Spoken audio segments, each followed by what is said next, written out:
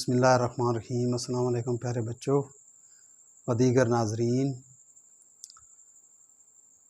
आज हम एक ऐसे टॉपिक पर डिस्कस करना चाह रहे हैं जो बज़ाहिर तो एक रूटीन समझ लें या आम तौर पर है, लेकिन कोई भी काम अगर उसे हम मामूली या आम तौर पर समझें तो उसके करने के जो खातिर खा जो नताइज हैं वो हासिल नहीं हो सकते। तो इसलिए किसी आम टॉपिक को, आम बात को या आम काम को एक थोड़ा सा स्पेशलाइज्ड तरीके से अगर हम करेंगे तो हो सकता है इससे कुछ बेहतर और अच्छे नताइज हम हासिल कर सकें। तो आज हम जो एक टॉपिक डिस्कस करने जा रहे हैं वो है मौजूदा जो मौसम है वो गर्मा का टॉप का मौसम है, और इसमें जो पाकिस्तान के अंदर जो मौसम है वो काफ़ी गर्म तरीन जाना जाता है, यानी 40+ सेंटीग्रेड 47 तक जा सकता है। तो इस हालात के मद्देनज़र रखते हुए हर साल, चूँकि ये खित्ता ऐसा गर्म खित्ता है, हर साल हुकूमत पाकिस्तान या हुकूमत पंजाब में बिलखसूस तमाम तर तालीमी इदारों को बंद कर देती है। इसकी वजह क्या है? इसकी एक ख़ास ज़रूरत है। चूँकि ये खित्ता मौसमी लिहाज से गर्म तरीन है और जो मई, जून, जुलाई और अगस्त ये 4 माह में गर्मी काफ़ी पड़ती है, जिसमें जो टॉप की जो गर्मी होती है वो माह जून से 1 जून से बाकायदा हॉट वेव्स का आगाज़ हो जाता है, जो कि ना सिर्फ बच्चों के लिए बल्कि बड़ों को भी उससे नुकसान हो जाता है सेहत को। हबस गर्मी ज़्यादा बढ़ जाती है और जैसा कि वे माहिरीन बताते हैं कि इंसान का जो टेम्परेचर है वो आम तौर पे 37 सेंटीग्रेड पे होना चाहिए। इससे अगर ज़्यादा होगा तो हीट लगेगी और अगर इससे कम होगा तो सर्दी होगी। वो 37 सेंटीग्रेड है। अब 37 में अगर 10 डाल दें तो 47। अब 47 की हीट या 40+ जितनी भी हीट होती है वो बहुत ज़्यादा होती है। वो एक इंसानी जिस्म के लिए बर्दाश्त करना बहुत मुश्किल है। इंसानी जिस्म तो क्या, हैवानात भी इंसान जो हैं वो बर्दाश्त नहीं कर सकते हैं, हबस में आ जाते हैं। उनका जो ऑर्टरी सिस्टम होता है वो मुतासर हो जाता है। वो जो तिब्बी माहिरीन है इसको अच्छी तरह जानते हैं। मुतासर हो जाता है, उसका सांस फूल जाता है और इसमें बेहोशी भी हो सकती है और खुदा नखास्ता मौत वाक़या भी हो सकती है। तो इस ज़रूरत के पेश नज़र हुकूमत जो पंजाब है वो तालीमी इदारों को बंद कर देती है ताकि बच्चों की जो सेहत है वो इस गर्मी का शिकार ना हो, इससे मुतासर ना हो। बच्चों को बचाना बहुत ज़रूरी है, बल्कि अव्वलीन तरजीह है।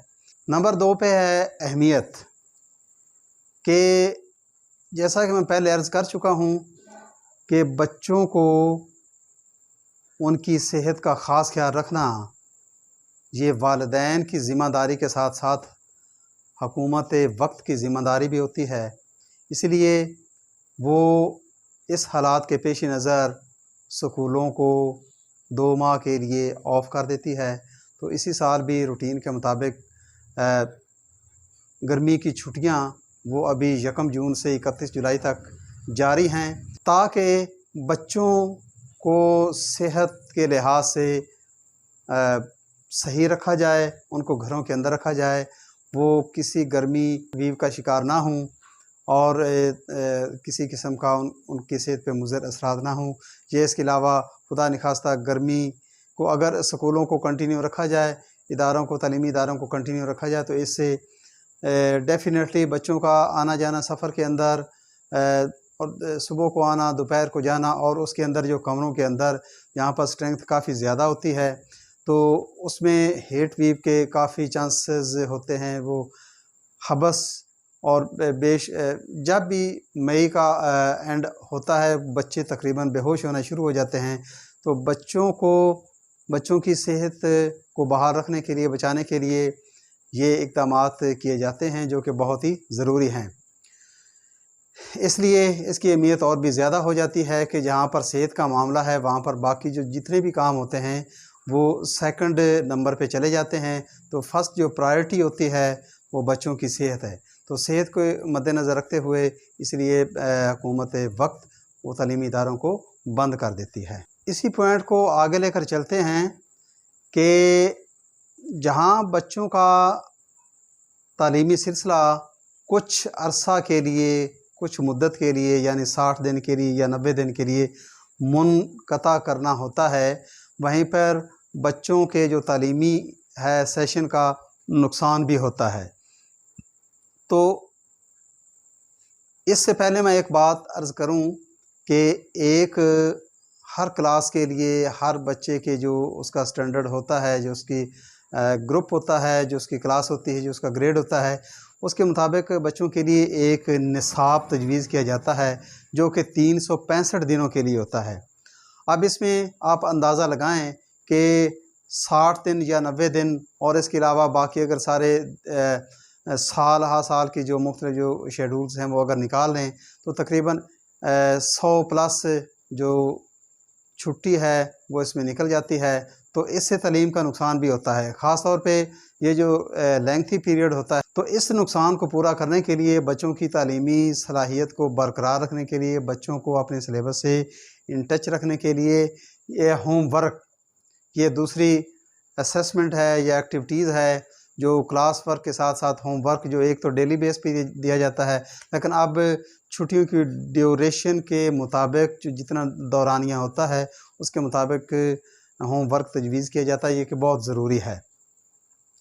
अब बच्चों को उस ड्यूरेशन के मुताबिक होम वर्क दिया जाना बहुत ही ज़रूरी है।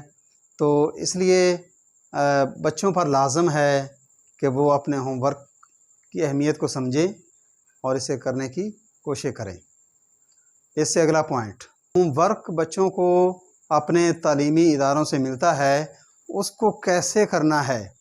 इसके लिए मैं आपको बच्चों को थोड़ी सी टिप्स देता हूँ कि सपोज़ के कोई एक बच्चा है, फ़र्ज़ करें 8 क्लास का बच्चा है और उसके 8 सब्जेक्ट हैं, तो 8 सब्जेक्ट को डेली बेस की बुनियाद पर उसकी डिवीज़न कर ली जाए टाइम के लिहाज से कि सपोज़ कि सुबह 5 बजे उठना है, 5 से लेकर 6 बजे नमाज होगी, 6 से लेकर 7 बजे तक इस्लामिक स्टडी, जो कि उसके 2 फ़ायदे होंगे। नंबर 1 तो इस्लामिक जो लिटरेचर होता है वो से बच्चे मुस्तफ़ीद हो जाएंगे, उनके जो सवालात हैं, जो मज़ामीन हैं वो याद हो जाएंगे।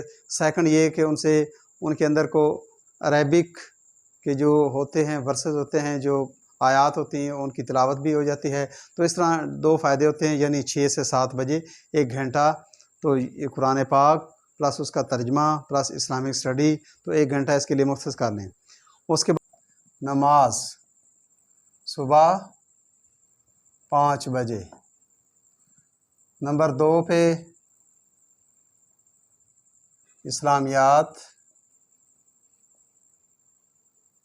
5 ता 6 बजे। नंबर 3 पे इंग्लिश या इसमें कोई भी लैंग्वेज, इंग्लिश या उर्दू, इसमें 6 ता 7, इस दोनों में से कोई एक रख सकते हैं, 6 ता 7 या 7 से 8। यानी नंबर 4 पे नाश्ता करेंगे, वो कब से होगा, 8 ता 9 बजे। एक तो छोटा सा वक्फ़ा भी हो जाएगा और उसके साथ नाश्ता भी हो जाएगा ताकि उनकी जो तबीयत है वो स्टेबल हो सके। नंबर 5 पे है रियाजी, 10 ता 9 ता 10। नंबर 6 पे जनरल साइंस, 10 ता 11।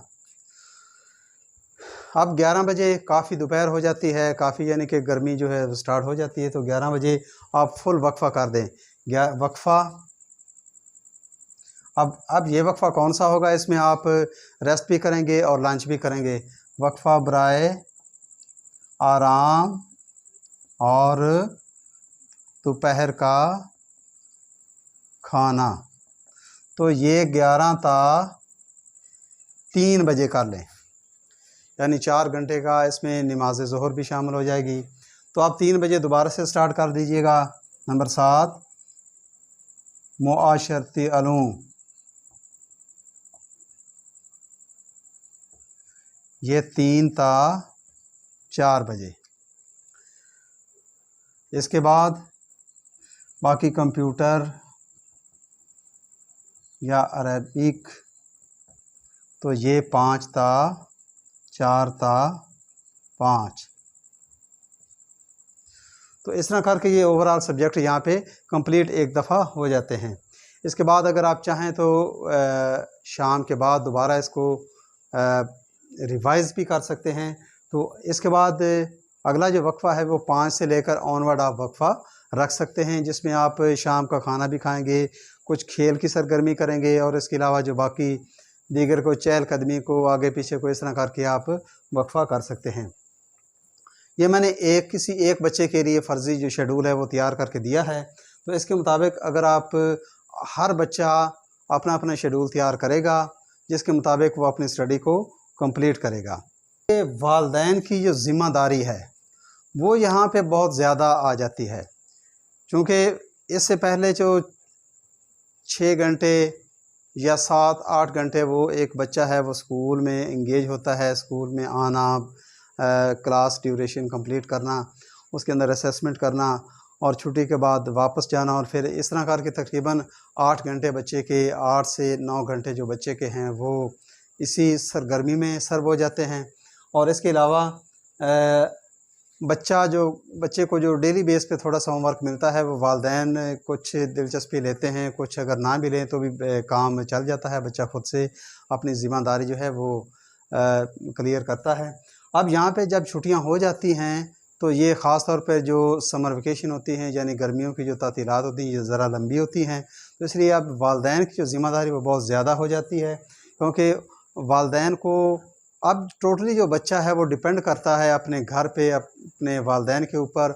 अब वालिदैन ने उसको किस तरह मैनेज करना है, ये एक वालिदैन का एक अलग से ये बाकायदा एक सेशन शुरू हो जाता है।